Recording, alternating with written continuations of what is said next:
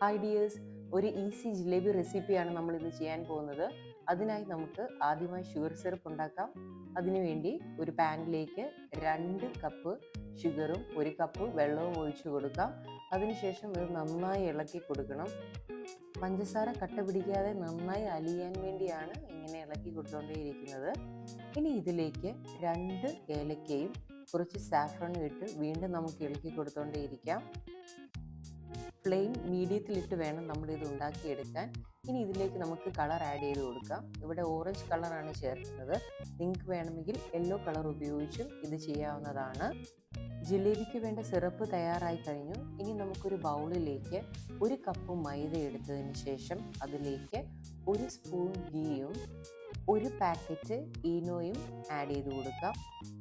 ഇനി കുറേശ്ശെ വെള്ളം ഒഴിച്ചു കൊടുത്ത് നന്നായി മിക്സ് ചെയ്ത് ബാറ്റർ തയ്യാറാക്കാൻ പോവുകയാണ്. ആദ്യം അല്പം വെള്ളം ഒഴിച്ച് നന്നായി ഇളക്കി നോക്കണം. അതിനുശേഷം ആവശ്യമുണ്ടെങ്കിൽ മാത്രമേ വെള്ളം ആഡ് ചെയ്ത് കൊടുക്കാവുള്ളൂ.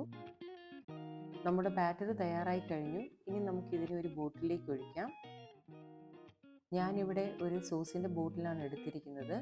ഇത് വെച്ചാവുമ്പോൾ കൃത്യമായിട്ട് എണ്ണയിലേക്ക് നമുക്ക് ജിലേബി ഷേപ്പ് ചെയ്ത് ഒഴിക്കാൻ പറ്റും. ഇനി നമുക്ക് ഒരു പാൻ ചൂടാക്കി അതിലേക്ക് എണ്ണ ഒഴിച്ചു കൊടുക്കാം. എണ്ണ ചൂടായി കഴിയുമ്പോൾ തയ്യാറാക്കി വെച്ചിരിക്കുന്ന മാവ് നമുക്ക് ജിലേബിയുടെ ഷേപ്പിൽ എണ്ണയിലേക്ക് ഒഴിച്ചു കൊടുക്കാം. ഒന്നിലേക്ക് മുട്ടാതെ ഒഴിച്ചു കൊടുക്കാൻ ശ്രദ്ധിക്കണം. ഇനി ഇത് നമുക്ക് എണ്ണയിലിട്ട് കുറച്ച് സമയം ഒന്ന് ഫ്രൈ ചെയ്തെടുക്കാം. ഒരു ലൈറ്റ് ഗോൾഡൻ കളറായി വരുന്നുണ്ട്. ഇനിയിപ്പോൾ നമുക്കിതിനെ എണ്ണയിൽ നിന്ന് എടുക്കാവുന്നതാണ്. ഇനി ഇത് നമ്മൾ തയ്യാറാക്കി വെച്ചിരിക്കുന്ന സിറപ്പിലേക്ക് ആഡ് ചെയ്യുവാണ്. ചൂടോടുകൂടി തന്നെ ആഡ് ചെയ്ത് കൊടുത്തെങ്കിൽ മാത്രമേ ജിലേബിയിലേക്ക് സിറപ്പ് അബ്സോർബ് ചെയ്യത്തുള്ളൂ. എങ്കിൽ മാത്രമേ ജിലേബിയുടെ കൺസിസ്റ്റൻസിയും കറക്റ്റ് ആകത്തുള്ളൂ. കുറച്ച് സമയം ഇത് ഷുഗർ സിറപ്പിൽ ഡിപ്പ് ചെയ്തതിന് ശേഷം ചൂടോടുകൂടി നമുക്കിത് സെർവ് ചെയ്യാവുന്നതാണ്. അതിനായി ഒരു സെർവിങ് ഡിഷിലേക്ക് നമുക്കിത് മാറ്റാം. വളരെ ഈസി ആയിട്ട് ചെയ്യാവുന്ന ഒരു ജിലേബിയുടെ റെസിപ്പിയാണിത്.